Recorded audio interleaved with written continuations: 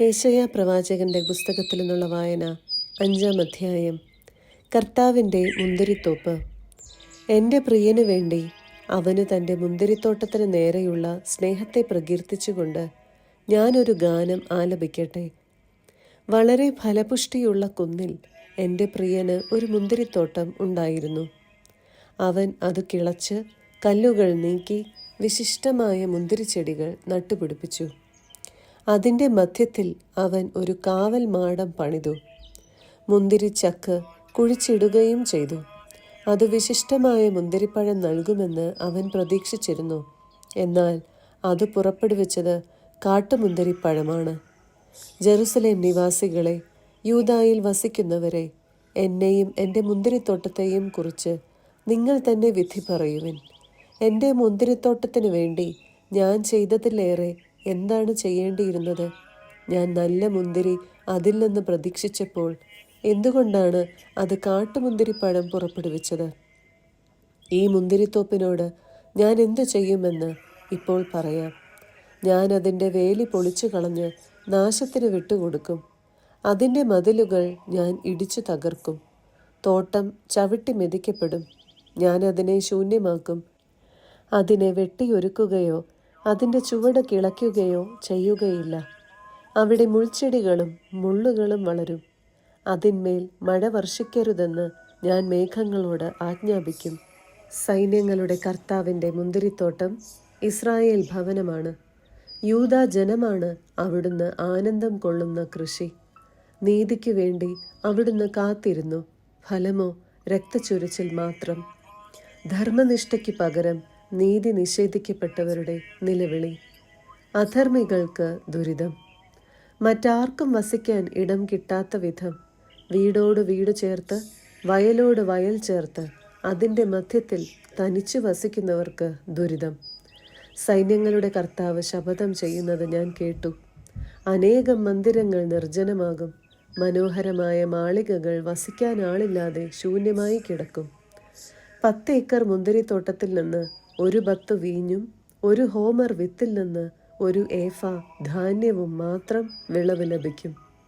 ലഹരി പാനീയങ്ങളുടെ പിന്നാലെ ഓടാൻ വേണ്ടി അതിരാവിലെ ഉണരുകയും വീഞ്ഞു കുടിച്ചു മതിക്കാൻ വേണ്ടി ഉറങ്ങാതിരിക്കുകയും ചെയ്യുന്നവർക്ക് ദുരിതം. അവരുടെ ഉത്സവങ്ങളിൽ വീണയും കിന്നരവും തപ്പും കുഴലും വീര്യമേറിയ വീഞ്ഞുമുണ്ട്. എന്നാൽ അവർ കർത്താവിൻ്റെ പ്രവൃത്തികളെക്കുറിച്ച് ചിന്തിക്കുകയോ അവിടുത്തെ കരവേലകളെ നോക്കുകയോ ചെയ്യുന്നില്ല. എൻ്റെ ജനം അജ്ഞത നിമിത്തം അടിമത്തത്തിലേക്ക് നീങ്ങുന്നു. അവരുടെ പ്രഭുക്കന്മാർ വിശപ്പ് കൊണ്ട് മരിക്കുകയും അനേകർ ദാഹാർത്തരായി കഴിയുകയും ചെയ്യുന്നു. അതിനാൽ പാതാളത്തിൻ്റെ ആർത്തി വർദ്ധിച്ചിരിക്കുന്നു. സീമാതീതമായി അത് വായി പിളർന്നിരിക്കുന്നു. ജെറുസലേമിലെ കുലീനരും സാധാരണരും അവിടുത്തെ വലിയ ആൾക്കൂട്ടവും അവളിൽ അഭിമാനം കൊള്ളുന്നവരും അതിൽ പതിക്കുന്നു. മനുഷ്യന് തലകുനിക്കാൻ ഇടവന്നു. മർത്യർ അപമാനിതരായി, അഹങ്കാരികൾ ലജ്ജിതരായി. സൈന്യങ്ങളുടെ കർത്താവ് നീതിയിൽ ഉയർന്നു നിൽക്കുന്നു. പരിശുദ്ധനായ ദൈവം നീതിനിഷ്ഠയിലൂടെ തൻ്റെ പരിശുദ്ധി വെളിപ്പെടുത്തുന്നു. അപ്പോൾ കുഞ്ഞാടുകൾ മേച്ചിൽപ്പുറങ്ങളിൽ എന്ന പോലെ അവിടെ മേഞ്ഞു നടക്കും. കൊഴുത്ത മൃഗങ്ങളും ആട്ടിൻകുട്ടികളും അവിടുത്തെ നഷ്ടാവശിഷ്ടങ്ങൾക്കിടയിൽ മേയും. നുണയുടെ കയറുകൊണ്ട് അകൃത്യത്തെ വലിച്ചിഴയ്ക്കുന്നവന് ദുരിതം. പാപത്തെ കയറു കെട്ടി വലിക്കുന്നവന് ദുരിതം. കർത്താവ് വേഗം തൻ്റെ പ്രവൃത്തി നിറവേറ്റട്ടെ, നമുക്ക് കാണാമല്ലോ. ഇസ്രായേലിൻ്റെ പരിശുദ്ധനായവൻ്റെ ലക്ഷ്യം ആസന്നമാകട്ടെ, അത് നമുക്കറിയാമല്ലോ എന്നവർ പറയുന്നു. തിന്മയെ നന്മയെന്നും നന്മയെ തിന്മയെന്നും വിളിക്കുന്നവന് ദുരിതം. പ്രകാശത്തെ അന്ധകാരമെന്നും അന്ധകാരത്തെ പ്രകാശമെന്നും ഗണിക്കുന്നവന് ദുരിതം. മധുരത്തെ കയ്പായും കയ്പിനെ മധുരമായും കരുതുന്നവന് ദുരിതം. തന്നെ തന്നെ ജ്ഞാനിയെന്നും സൂക്ഷ്മ ബുദ്ധിയെന്നും കരുതുന്നവന് ദുരിതം. വീഞ്ഞു കുടിക്കുന്നതിൽ വീരന്മാരും വിവിധ തരം മദ്യം കൂട്ടിക്കലർത്തുന്നതിൽ വിരുദ്ധന്മാരുമായവർക്ക് ദുരിതം. കൈക്കൂലി വാങ്ങി കുറ്റവാളിയെ മോചിപ്പിക്കുകയും നിരപരാധർക്ക് നീതി നിഷേധിക്കുകയും ചെയ്യുന്നവർക്ക് ദുരിതം. തീനാളത്തിൽ വൈക്കോൽ തുരുമ്പ് പോലെ, അഗ്നിജ്വാലയിൽ ഉണക്കപ്പുല്ലുപോലെ അവരുടെ വേരു ജീർണിക്കും. അവരുടെ പുഷ്പങ്ങൾ പൊടി പോലെ പറന്നുപോകും. കാരണം അവർ സൈന്യങ്ങളുടെ കർത്താവിൻ്റെ നിയമത്തെ നിരസിക്കുകയും ഇസ്രായേലിൻ്റെ പരിശുദ്ധനായവൻ്റെ വചനത്തെ നിന്ദിക്കുകയും ചെയ്തു. അവിടുത്തെ ജനത്തിനെതിരായി കർത്താവിൻ്റെ കോപം ജ്വലിച്ചു. അവിടുന്ന് കരമുയർത്തി അവരെ പ്രഹരിച്ചു. പർവ്വതങ്ങൾ പ്രകമ്പനം കൊണ്ടു.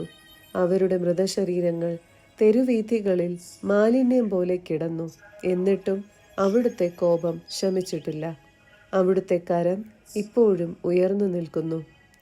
വിദൂരസ്ഥമായ ഒരു ജനതയ്ക്ക് അവിടുന്ന് ഒരു അടയാളം കാണിക്കും. ഭൂമിയുടെ അതിർത്തിയിൽ നിന്ന് അവരെ ചൂളം വിളിച്ചു വരുത്തും. ഇതാ, അതിവേഗം അവർ വരുന്നു. ആരും ക്ഷീണിച്ചിട്ടില്ല, ആരുടെയും കാലിടറുന്നില്ല. ഒരുവനും ഉറക്കം തൂങ്ങുകയോ ഉറങ്ങുകയോ ചെയ്യുന്നില്ല. ആരുടെയും അരക്കച്ച അയഞ്ഞു പോവുകയോ ചെരുപ്പിൻ്റെ വള്ളി പൊട്ടുകയോ ചെയ്യുന്നില്ല. അവരുടെ അസ്ത്രങ്ങൾ മൂർച്ചയുള്ളതാണ്. അവരുടെ വില്ല് കുലച്ചിരിക്കുന്നു. അവരുടെ കുതിരകളുടെ കുളമ്പുകൾ തീക്കല്ലുപോലെയും അവരുടെ രഥചക്രങ്ങൾ ചുഴലിക്കാറ്റ് പോലെയുമാണ്. അവരുടെ ഗർജനം സിംഹത്തിൻ്റേതുപോലെയാണ്. യുവസിംഹങ്ങളെപ്പോലെ അവർ അലറുന്നു. അവർ മുരളുകയും ഇരപിടിച്ച് വലിച്ചുകൊണ്ടു പോവുകയും ചെയ്യുന്നു. ആർക്കും രക്ഷപ്പെടുത്താൻ സാധിക്കുകയില്ല. അന്ന് അവർ അതിനെ നോക്കി കടലിൻ്റെ ഇരമ്പൽ പോലെ മുരളും.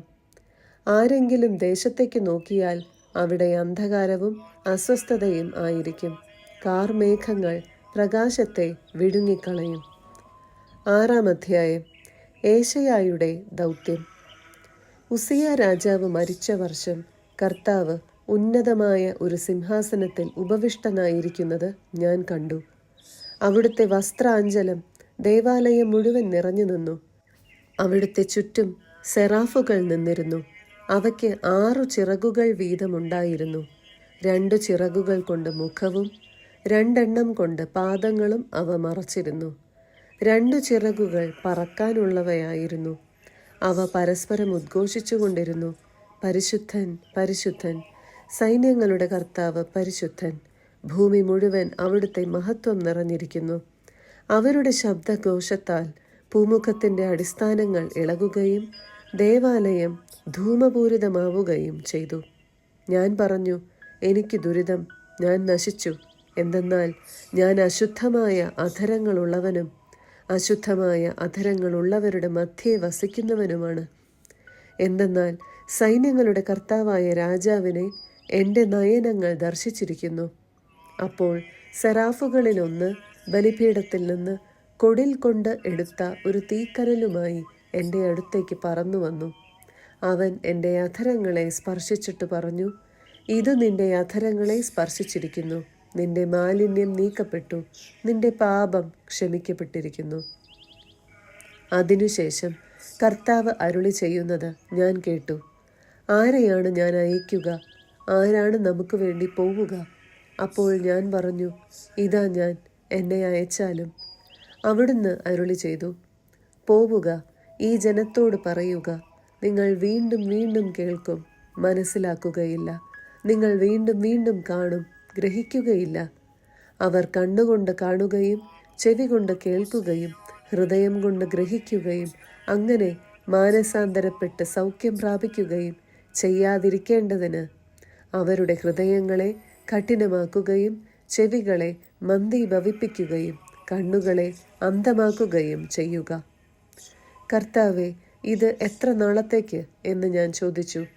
അവിടുന്ന് അരുളി ചെയ്തു, നഗരങ്ങൾ ജനവാസമില്ലാതെയും ഭവനങ്ങൾ ആൾപ്പാർപ്പില്ലാതെയും ശൂന്യമായി ദേശം മുഴുവൻ വിജനമായി തീരുന്നത് വരെ. കർത്താവ് ജനത്തെ വിദൂരത്തേക്ക് ഓടിക്കുകയും ദേശത്തിൻ്റെ മധ്യത്തിൽ നിർജ്ജന പ്രദേശങ്ങൾ ധാരാളമാവുകയും ചെയ്യുന്നതുവരെ. അതിലൊരു ദശാംശമെങ്കിലും അവശേഷിച്ചാൽ അവ വീണ്ടും അഗ്നിക്കിരയാകും. ടർപ്പന്നൈൻ വൃക്ഷമോ കരുവേലകമോ വെട്ടിയാൽ അതിൻ്റെ കുറ്റി നിൽക്കുന്നത് പോലെ അത് അവശേഷിക്കും. ഈ കുറ്റി ഒരു വിശുദ്ധ ബീജമായിരിക്കും. 7-ാം അധ്യായം. ഇമ്മാനുവേൽ പ്രവചനം.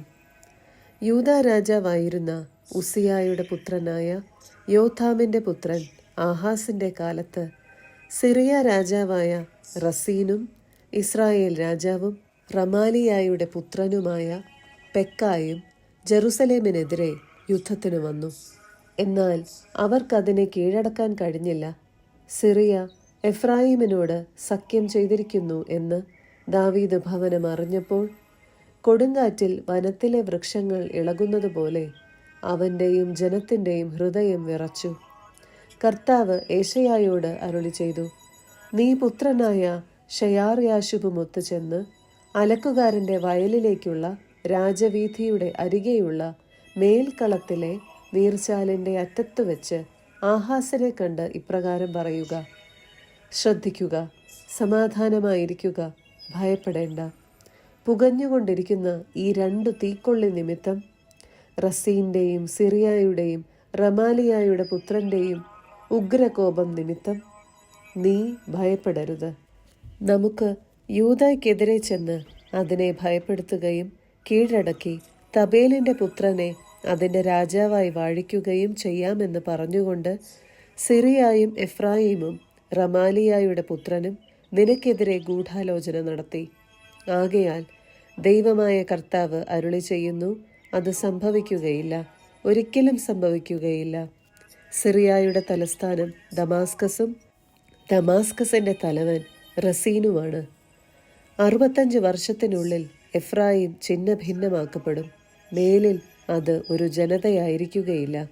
എഫ്രായിമിൻ്റെ തലസ്ഥാനം സമരിയായും അധിപൻ റമാലിയായുടെ പുത്രനുമാണ്. വിശ്വസിക്കുന്നില്ലെങ്കിൽ നിനക്ക് സുസ്ഥിതി ലഭിക്കുകയില്ല. കർത്താവ് വീണ്ടും ആഹാസിനോട് അരുളി ചെയ്തു, നിന്റെ ദൈവമായ കർത്താവിൽ നിന്ന് ഒരടയാളം ആവശ്യപ്പെടുക. അത് പാതാളം പോലെ അഗാധമോ ആകാശം പോലെ ഉന്നതമോ ആയിരിക്കട്ടെ. ആഹാസ് പ്രതിവചിച്ചു, ഞാനത് ആവശ്യപ്പെടുകയോ കർത്താവിനെ പരീക്ഷിക്കുകയോ ഇല്ല. അപ്പോൾ ഏശയ്യാ പറഞ്ഞു, ദാവീദിൻ്റെ ഭവനമേ, ശ്രദ്ധിക്കുക. മനുഷ്യരെ അസഹ്യപ്പെടുത്തുന്നത് പോരാഞ്ഞിട്ടാണോ എൻ്റെ ദൈവത്തിൻ്റെ ക്ഷമ പരീക്ഷിക്കുന്നത്? അതിനാൽ കർത്താവ് തന്നെ നിനക്ക് അടയാളം തരും. യുവതി ഗർഭം ധരിച്ച് ഒരു പുത്രനെ പ്രസവിക്കും. അവൻ ഇമ്മാനുവേൽ എന്ന് വിളിക്കപ്പെടും. തിന്മ ത്യജിക്കാനും നന്മ സ്വീകരിക്കാനും പ്രായമാകുമ്പോൾ ബാലൻ തൈരും തേനും ഭക്ഷിക്കും. നന്മ തിന്മകൾ തിരിച്ചറിയാൻ ആ ബാലന് പ്രായമാകുന്നതിനു മുൻപ് നിങ്ങൾ ഭയപ്പെടുന്ന 2 രാജാക്കന്മാരുടെയും രാജ്യങ്ങൾ നിർജ്ജനമാകും. യൂദായിൽ നിന്ന് എഫ്രായിം വേർപിരിഞ്ഞതിൽ പിന്നെ വന്നിട്ടില്ലാത്ത തരത്തിലുള്ള ദിനങ്ങൾ അസീറിയ രാജാവിൻ്റെ ഭരണം തന്നെ. കർത്താവ് നിന്റെയും ജനത്തിൻ്റെയും നിന്റെ പിതൃഭവനത്തിൻ്റെയും മേൽ വരുത്തും. അന്ന് ഈജിപ്തിലെ നദികളുടെ ഉത്ഭവസ്ഥാനത്തുള്ള ഈച്ചകളെയും അസീറിയ രാജ്യത്തെ തേനീച്ചകളെയും കർത്താവ് വിളിച്ചു വരുത്തും. അവ ആഴമേറിയ മലയിടുക്കുകളിലും പാറയിടുക്കുകളിലും മുൾച്ചെടികളിലും മേച്ചിൽപ്പുറങ്ങളിലും വന്നുകൂടും. അന്ന് കർത്താവ് നദിയുടെ അക്കരെ നിന്ന് കടം വാങ്ങിയ ക്ഷൗരക്കത്തി കൊണ്ട് അസീറിയ രാജാവിനെ കൊണ്ട് തന്നെ തലയും കാലിലെ രോമവും താടിയും ക്ഷൗരം ചെയ്യും. ആ നാളിൽ ഒരുവൻ ഒരു പശുക്കിടാവിനെയും 2 ആടുകളെയും വളർത്തും. അവ സമൃദ്ധമായി പാൽ നൽകുന്നതുകൊണ്ട് അവൻ തൈരു ഭക്ഷിക്കും. ആ ദേശത്ത് അവശേഷിക്കുന്നവരും തൈരും തേനും ഭക്ഷിക്കും. ആ ദിനത്തിൽ 1000 ശെക്കൽ വെള്ളി വില വരുന്ന 1000 മുന്തിരിച്ചെടികൾ വളർന്നിരുന്ന സ്ഥലങ്ങളിൽ മുൾച്ചെടികളും മുള്ളുകളും വളരും. ദേശം മുഴുവൻ മുൾച്ചെടികൾ നിറഞ്ഞിരിക്കുന്നതിനാൽ അമ്പും വില്ലുമായിട്ടേ ആളുകൾ അവിടെ പ്രവേശിക്കുകയുള്ളൂ.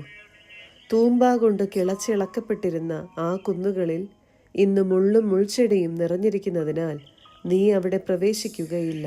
അത് കന്നുകാലികളെ അഴിച്ചുവിടാനും ആടുകൾക്ക് മേയാനുമുള്ള സ്ഥലമാകും. 8-ാം അധ്യായം. ഏശയ്യായുടെ പുത്രൻ. കർത്താവ് എന്നോട് അരുളി ചെയ്തു, വലിയ ഒരു ഫലകമെടുത്ത് സാധാരണമായ അക്ഷരത്തിൽ മഹേർശലാൽ ഹഷ്ബാസ് എന്ന് ആലേഖനം ചെയ്യുക. പുരോഹിതനായ ഊറിയായെയും ജബറക്കിയായുടെ പുത്രനായ സക്കറിയായെയും ഞാൻ വിശ്വസ്ത സാക്ഷികളായി ഇത് രേഖപ്പെടുത്താൻ വിളിച്ചു. ഞാൻ പ്രവാചികയെ സമീപിക്കുകയും അവൾ ഗർഭം ധരിച്ച് ഒരു പുത്രനെ പ്രസവിക്കുകയും ചെയ്തു. കർത്താവ് എന്നോട് അരുളി ചെയ്തു, അവന് മാഹെർഷലാൽ ഹഷ്ബാസ് എന്നു പേരിടുക. എന്തെന്നാൽ ഈ ശിശു അപ്പ അമ്മേ എന്ന് വിളിക്കാൻ പ്രായമാകുന്നതിന് മുൻപ് ദമാസ്കസിന്റെ ധനവും സമരിയായുടെ കൊള്ള സ്വത്തും അസീറിയ രാജാവ് കൊണ്ടുപോകും. കർത്താവ് വീണ്ടും അരുളി ചെയ്തു, ഈ ജനം പ്രശാന്തമായി ഒഴുകുന്ന ഷീലോവായെ നിരസിച്ച് റസീന്റെയും റമാലിയായുടെ പുത്രന്റെയും മുൻപിൽ വിറയ്ക്കുന്നതുകൊണ്ട് കർത്താവ് ശക്തമായി നിറഞ്ഞൊഴുകുന്ന നദിയെ, അസീറിയ രാജാവിനെ സർവപ്രതാപത്തോടും കൂടെ അവർക്കെതിരെ തിരിച്ചുവിടും. ആ പ്രവാഹം അതിൻ്റെ എല്ലാ തോടുകളിലും കരകവിഞ്ഞൊഴുകും. അത് യൂദായിലേക്ക് കടന്ന് കവിഞ്ഞൊഴുകി കഴുത്തോളം എത്തും. ഇമ്മാനുവേലേ, അതിൻ്റെ വിടർത്തിയ ചിറകുകൾ നിന്റെ രാജ്യത്തെ ആകെ മൂടിക്കളയും. ജനതകളെ തകരുവിൻ, പേടിച്ചു വിറയ്ക്കുവിൻ. വിദൂര രാജ്യങ്ങളെ ശ്രദ്ധിക്കുവിൻ, അരമുറുക്കുവിൻ, സംഭ്രമിക്കുവിൻ. അതെ, അരമുറുക്കുവിൻ, സംഭ്രമിക്കുവിൻ. നിങ്ങൾ കൂടി ആലോചിച്ചു കൊള്ളുവിൻ, അത് നിഷ്ഫലമായി തീരും. തീരുമാനമെടുത്തുകൊള്ളുവിൻ, അത് നിലനിൽക്കുകയില്ല. ദൈവം ഞങ്ങളോടുകൂടെയുണ്ട്. പ്രവാചകന് മുന്നറിയിപ്പ്. തൻ്റെ ശക്തമായ കരം എൻ്റെ മേൽ വെച്ചുകൊണ്ട് അവിടുന്ന് എന്നോട് അരുളി ചെയ്യുകയും ഈ ജനത്തിൻ്റെ മാർഗത്തിൽ ചരിക്കരുതെന്ന് മുന്നറിയിപ്പ് നൽകുകയും ചെയ്തു. ഈ ജനം സഖ്യമെന്ന് വിളിക്കുന്നതിനെ നിങ്ങൾ സഖ്യമായി കരുതുകയോ ഈ ജനം ഭയപ്പെടുന്നതിനെ ഭയപ്പെടുകയോ ചെയ്യരുത്, പരിഭ്രമിക്കുകയും അരുത്. സൈന്യങ്ങളുടെ കർത്താവിനെ പരിശുദ്ധനായി കരുതുവിൻ, അവിടുത്തെ ഭയപ്പെടുവിൻ. അവിടുന്നാണ് വിശുദ്ധ മന്ദിരവും ഇടർച്ചയുടെ ശിലയും ഇസ്രായേലിൻ്റെ ഇരുഭവനങ്ങളെയും നിലംപതിപ്പിക്കുന്ന പാറയും. ജെറുസലേം നിവാസികൾക്ക് കുടുക്കും കെണിയും അവിടുന്ന് തന്നെ. അനേകർ അതിന്മേൽ തട്ടി വീണ് തകർന്നു പോവുകയും കെണിയിൽ കുരുങ്ങി പിടിക്കപ്പെടുകയും ചെയ്യും. ഈ സാക്ഷ്യം ഭദ്രമായി സൂക്ഷിക്കുകയും ഈ പ്രബോധനം എൻ്റെ ശിഷ്യരുടെ ഇടയിൽ മുദ്ര വെച്ചുറപ്പിക്കുകയും ചെയ്യുക. യാക്കോബിൻ്റെ ഭവനത്തിൽ നിന്ന് തൻ്റെ മുഖം മറച്ചിരിക്കുന്ന കർത്താവിനു വേണ്ടി ഞാൻ കാത്തിരിക്കുകയും കർത്താവിൽ എൻ്റെ പ്രത്യാശ ഞാൻ അർപ്പിക്കുകയും ചെയ്യും. ഞാനും കർത്താവ് എനിക്ക് നൽകിയ സന്താനങ്ങളും സിയോൻ പർവ്വതത്തിൽ വസിക്കുന്ന സൈന്യങ്ങളുടെ കർത്താവിൽ നിന്നുള്ള ഇസ്രായേലിലെ അടയാളങ്ങളും അത്ഭുതങ്ങളും ആയിരിക്കും. അവർ നിങ്ങളോട് വെളിച്ചപ്പാടന്മാരോടും ചിലയ്ക്കുകയും ഒച്ചയുണ്ടാക്കുകയും ചെയ്യുന്ന മന്ത്രവാദികളോടും ആരായുവിൻ എന്നു പറയും. ജനം തങ്ങളുടെ ദേവന്മാരോട് ആരായുന്നില്ലേ? ജീവിക്കുന്നവർക്ക് വേണ്ടി മരിച്ചവരോട് ആരായുകയില്ലേ എന്ന് ചോദിക്കും. അപ്പോൾ നിങ്ങൾ പ്രബോധനവും സാക്ഷ്യവും സ്വീകരിക്കുവിൻ. അവർ പറയുന്ന കാര്യങ്ങൾ വെളിച്ചം കാണുകയില്ല. അവരത്യധികം കഷ്ടപ്പെട്ടും വിശന്നും ദേശത്ത് അലഞ്ഞു നടക്കും. തങ്ങൾക്ക് വിശക്കുമ്പോൾ അവർ കുപിതരാവുകയും തങ്ങളുടെ രാജാവിനെയും ദൈവത്തെയും ശപിക്കുകയും ചെയ്യും. അവർ മുകളിലേക്കും താഴോട്ടും കണ്ണയക്കും. എവിടെയും കൊടിയ വേദനയും അന്ധകാരവും കഠോര ദുഃഖത്തിൻ്റെ ഇരുളും. ആ അന്ധകാരത്തിൽ അവർ ആണ്ടുപോകും.